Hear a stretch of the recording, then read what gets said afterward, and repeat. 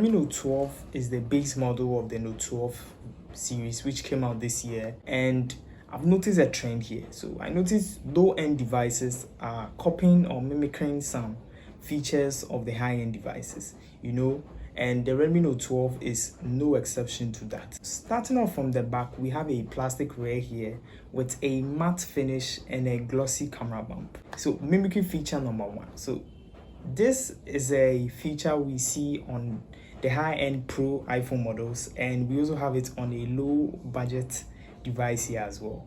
So that's nice to have. Moving on to the screen, we have a 6.67-inch display here. We have a hole cut for the selfie camera, and we have an AMOLED display here as well. So peak brightness could go up to 1200 nits, and I tell you, consuming content from the Redmi Note 12 is amazing and it's subtle. I really like the colors and how they pop when consuming content here as well. And mind you, we have Gorilla Glass 3 protection on the front as well. That's good to have. And we also have slim bezels. The Redmi Note 12 comes with a 5000 mAh battery, which is now like a standard for these low-end devices. The least I've seen is a 4500 mAh battery, and that's nice to have on the Redmi Note 12 as well. It also ships with a 33 fast charger in the box, and I think this is one of the selling points of the Redmi Note 12. Mind you, most reviewers term the Redmi Note 12 as the king of budget devices. Talking about performance here, we have the Snapdragon 685 chipset in the Redmi Note 12, and it's a 6nm processor chip, and I hadn't had any issue with lags or stutters here and there, but obviously I have the 6GB variant here, and if you were to get the 4GB variant, you might have a few hiccups here and there. So as I suggest, do not get the 4GB RAM if you plan on using it for a longer period of time. I suggest you get the 6GB or the 8GB RAM variant here. And with the efficiency of the chip being paired with a 5000 mAh battery, I can get about a full day battery life, and even sometimes I follow up to the next day. So battery health on the Redmi Note 12 is a no issue for me, and I really like it. So when it comes to gaming, let's talk about gaming. When it comes to gaming, I play Call of Duty and PUBG a lot. So with a little gaming, the Redmi Note 12 got a little bit warm, which is to be expected.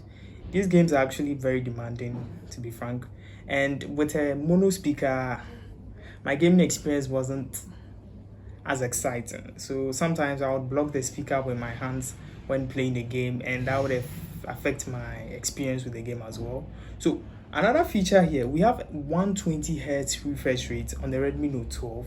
This is another feature of high-end devices we're also getting on a lower-end device, and it's not an LTPO display where it's able to switch from the 120Hz to as low as 10Hz or even sometimes 1Hz. It's only able to switch between the 120Hz and the 60Hz, and that's all.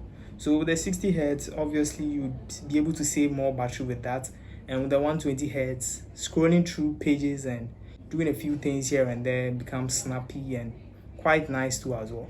But mind you, it doesn't work for all apps. So with some apps you get the 120Hz, and with others you don't really get it that much.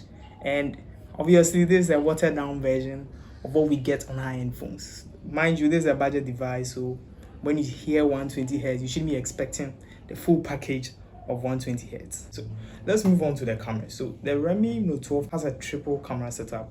We have a 50 megapixel main shooter, we have an 8 megapixel ultra wide shooter, and we have a 2 megapixel macro lens and a 13 megapixel selfie camera.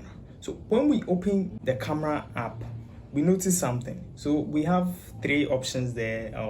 We have the ultra wide, which is the 0.6, and we have the main, which is the ×1, and we also have the ×2. So this is another mimicry feature here. So with the ×2, all it does is just crops in on the main 50 megapixel sensor to give you a zoomed in shot of the object you might want to use. So this is another feature from the iPhone 14 Pros, where they also have this feature where they also crop into the main sensor for a more zoomed in shot, and we also have that on the Redmi Note 12 as well. So with this, we have three features which are found on a high-end device also on a lower end device like the Redmi Note 12.